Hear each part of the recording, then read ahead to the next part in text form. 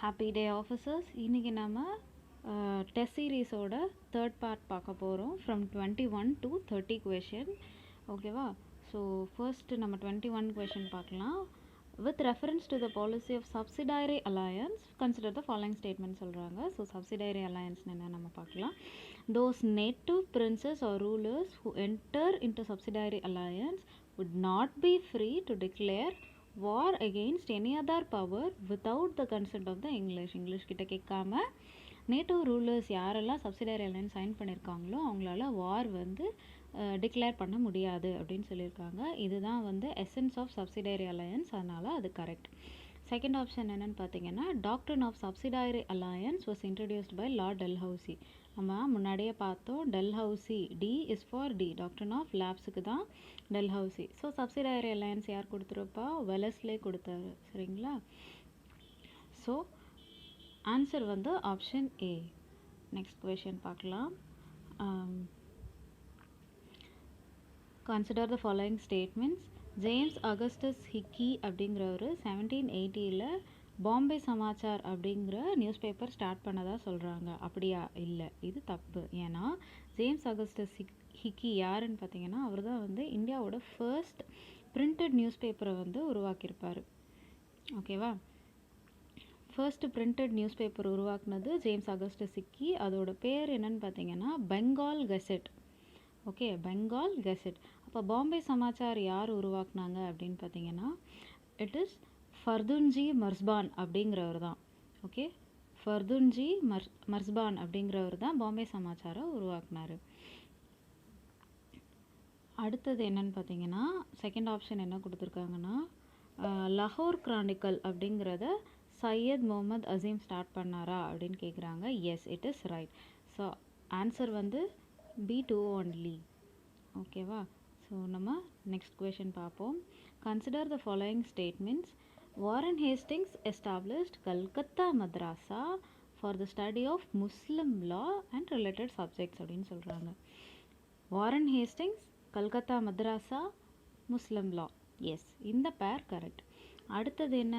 Jonathan Duncan Sanskrit college வாரணாசியில் study of Hindu லா.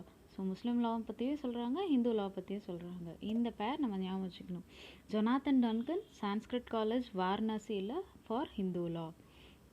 ஓகேவா? நம்ம இப்போ இதில் ரெண்டுமே correct. So answer will be option C. அடுத்த கொஷின் பார்க்கலாம். Which of the following acts led to the legislative centralization in the administration of India?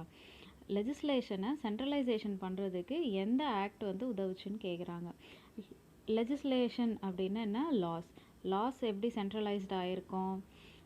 இந்த IBC, CrPC இதெல்லாம் உருவாக்கி தான் அதை சென்ட்ரலைஸ் பண்ணியிருப்பாங்க. அதெல்லாம் எந்த ஆக்டில் உருவாச்சு அப்படின்னு பார்த்தீங்கன்னா, சார்ட்டர் ஆக்ட் ஆஃப் 1803. இதில் தான் வந்து லெஜிஸ்லேட்டிவ் சென்ட்ரலைசேஷன் நடக்கும். ஸோ அடுத்த கொஷின் நம்ம பார்க்கலாம். With reference to the Lex Loci Act of 1850, which of the following statement is correct அப்படின்னு கேட்குறாங்க. லெக்ஸ் லோக்கை ஆக்ட், இந்த வார்த்தையை நம்ம இது வரைக்கும் கேள்விப்படலை அப்படின்னா எப்படி இதை கண்டுபிடிக்கலாம்? ஆன்சர் எப்படி கண்டுபிடிக்கலாம் அப்படின்னு பார்த்தீங்கன்னா, tax concession to British traders, அதுக்கு பேர் என்ன? தஸ்தக்கு தான் டாக்ஸ் கன்செஷன் கொடுப்பாங்க. சரிங்களா? லைசன்ஸ் மாதிரி அதை யூஸ் பண்ணுவாங்க, டாக்ஸ் கன்செஷனும் கொடுப்பாங்க. அதுக்கு அடுத்தது வந்து it extended the prohibition of sati across all over British India.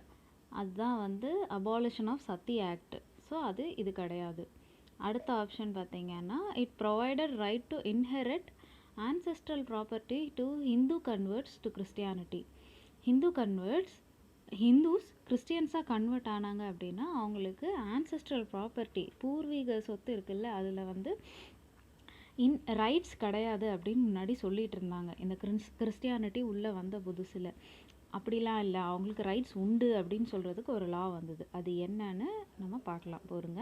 அதுக்கு முன்னாடி ஆப்ஷன் டி வந்து it granted legal recognition to widows remarriage. அதாவது விடோஸ் ரீமேரேஜ் ஆக்ட் அப்படி இருக்குல்ல, அதை தான் இந்த ஆப்ஷன் மீன் பண்ணுது. ஸோ மிச்சம் மீதி இருக்கிறது ஆப்ஷன் சி தான். Option C is lex loci act. அதோட சாராம்சம் இதுதான். It provided the right to inherit ancestral property to Hindu converts to Christianity. ஓகேங்களா, அடுத்த கொஷின் பார்ப்போம். In the context of freedom struggle during the 19th century, Azamgarh proclamation was associated with அப்படின்னு கேட்குறாங்க.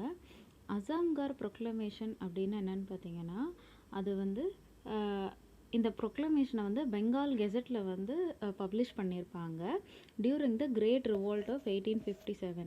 சரிங்களா, இதை வந்து ப்ராபப்ளி ஃபெரோஸ் ஷா அப்படிங்கிறவர் தான் பப்ளிஷ் பண்ணியிருக்கணும் அப்படின்னு நம்பப்படுது. இந்த ஃபெரோஸ் ஷா யாருன்னு பார்த்தீங்கன்னா பகதூர் ஷாவோட பேரன். ஓகேங்களா, இது எதுக்காக ப்ரொக்ளைம் பண்ணுவாங்க, இது என்ன சொல்லணும் இந்த அசாம்கர் ப்ரொக்ளமேஷன் அப்படின்னா, பகதூர் ஷாவை வந்து இந்த ரெபல்ஸ் எல்லாருமே என்ன பண்ணுவாங்க, பகதூர் ஷாவை தங்களுடைய கிங்காக ஏற்றுப்பாங்க, மொத்த இந்தியாவோட கிங்காக அவங்க ரெக்கக்னைஸ் பண்ணுவாங்க.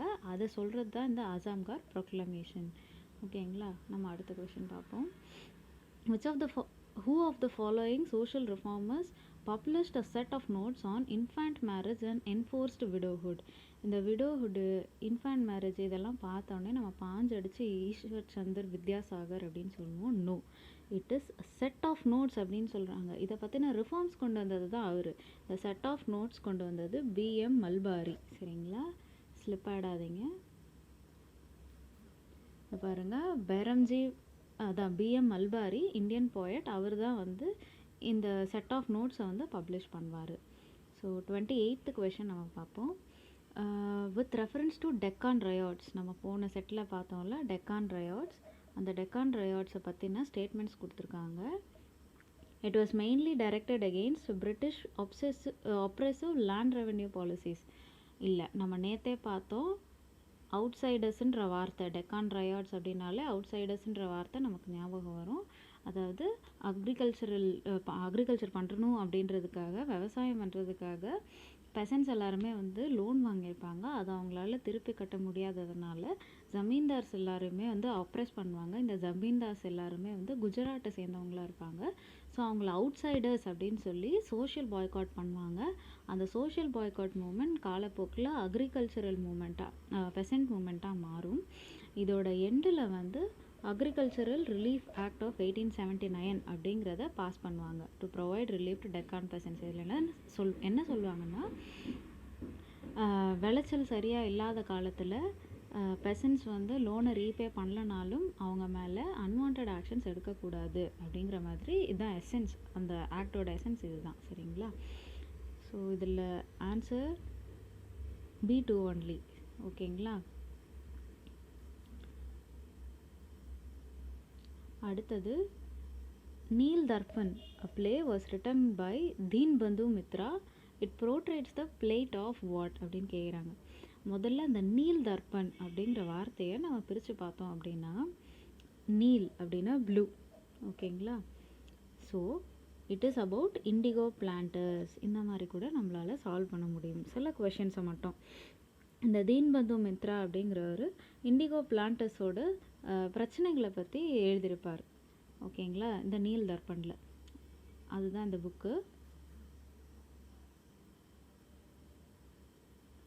அடுத்த கொஷின் வந்து the Dutch established their first factory in Surat in 1605.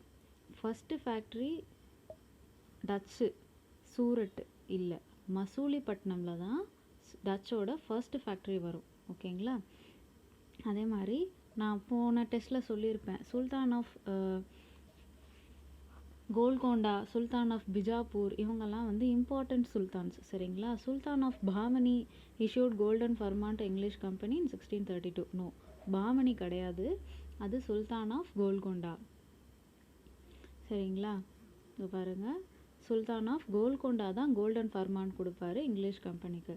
Sultan of Bijapur வந்து கோவாவை அல்பக்யூருக்கு கொடுப்பாரு. இந்த காம்பினேஷன் மறக்கக்கூடாது. ஓகேங்களா, ஓகே, நம்ம நெக்ஸ்ட் வீடியோவில் பார்க்கலாம். பாய்.